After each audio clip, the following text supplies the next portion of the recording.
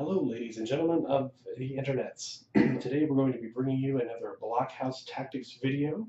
Our previous video went into a few of these short movement skills, as there are a plethora of them. I pointed to my whiteboard, which you can't see, but they're all written there, and I was quite astounded at how many short movement skills there actually are. But today we're actually going to be talking only about prone. I think prone is a really important aspect of the game. You can get the hell out of the way so you don't get fired upon. You can advance to a better position while being the size of your base, and all kinds of other goodness. So to start out with, what can go prone? Well, a regular unit is the only thing that can actually go prone. Remotes, tags, and motorcycles cannot go prone. Although the hilarity of a avatar or a Dragos going prone is quite funny. So let's go over kind of how you can deploy prone. So there's been more than a few games where I go second and the other enemy has lots of long range guns and things like that that can just take me out, has more burst than what I have. And I'm speaking primarily as an Ariadne player who doesn't get total reaction or anything cool like that. So to go prone, whenever you deploy, you just deploy a simple marker like this next to the base of your unit. So in this instance here, we have a Yowgat Spitfire and William Wallace. We'll use these guys here in a second for the examples. So during deployment, place your prone marker there, boom. The guy is now not as tall as you see him here. He's actually the size of his base. So what this means is all these long-range weapons can't just start plinking you off at the beginning. You're prone, so your survivability is a bit better, in my opinion, of course. And I'm always right. So that's kind of the most important part about going prone and deployment is if I typically go prone a lot if I'm going second. If I'm going first, then I have a few other strategies that I like to do other than just duck and cower.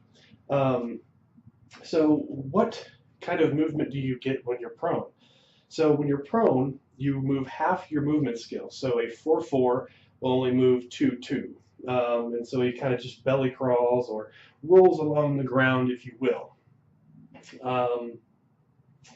So what happens if you're prone? What does it take to get up? Well, getting up or get up is another short skill. So for instance, this Yowgat who's prone can move 2 inches and then get up, or get up and then move his 4 inches of his normal movement. So what is kind of good for movement as far as why would I want to be prone and then move?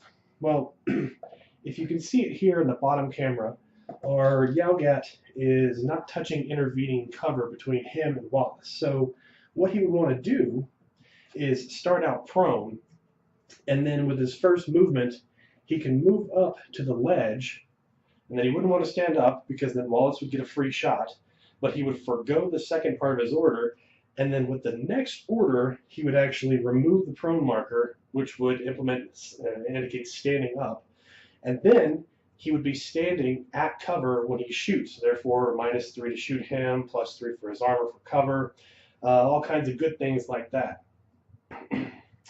So a few examples of prone and why prone is good. Prone is actually good for the reason of, say, for whatever reason, my Yowgat ended up here. He didn't have enough movement to either make it around the ledge or make it down the ladder or what have you. So what Wallace is going to do, he's going to come up here, we're going to have a firefight. Wallace is a badass, so he wins. He plinks 2 shots into the Yowgat, however the Yowgat makes his saves. So now the Yowgat has a few options. Here, his best option would more than likely be to seek total cover back behind here. Okay, great. However, what if, for some dumb reason, the Yowgat's standing on top of this? Well, shit, I can't really get to a better place to have cover. So what I'm going to do is I'm going to go prone. And because I'm now prone on the size of my base, which allows me to actually get cover because I'm prone higher than the unit firing at me, so the unit firing at me can only see a little bit of the actual model.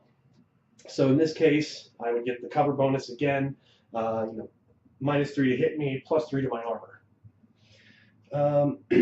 Another instance would be,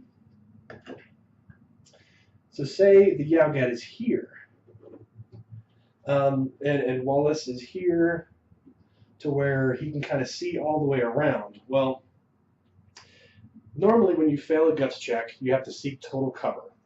But what happens if there is no total cover? Well, then you actually just freak the hell out and you have to go prone.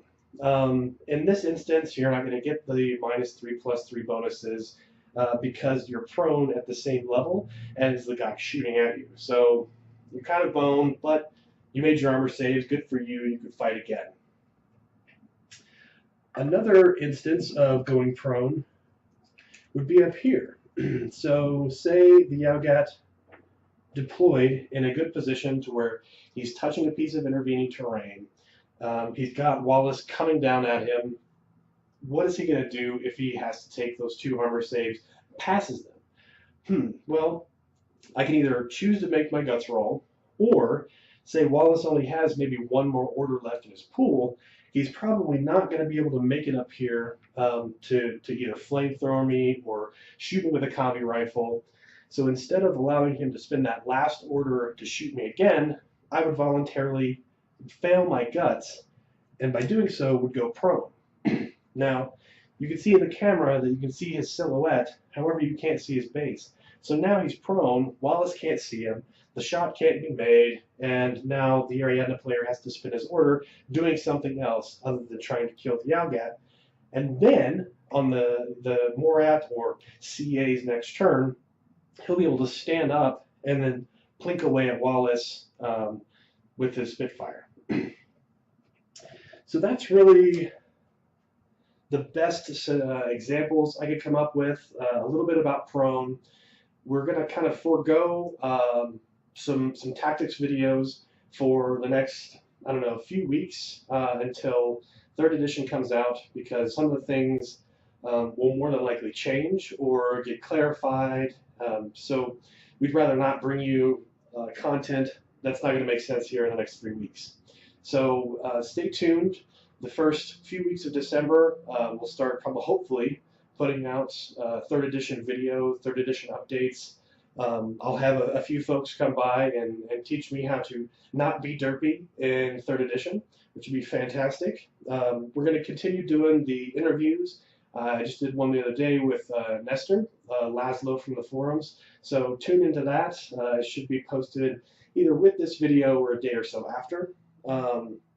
But yeah, hopefully you guys are painting, getting ready for 3rd. I know I am. I can't wait. I've actually been painting quite a bit, so I've been able to get back to the hobby because a lot of people are just waiting for 3rd. 3rd will be our savior. So yeah, thank you for tuning in, and have a great and happy holidays.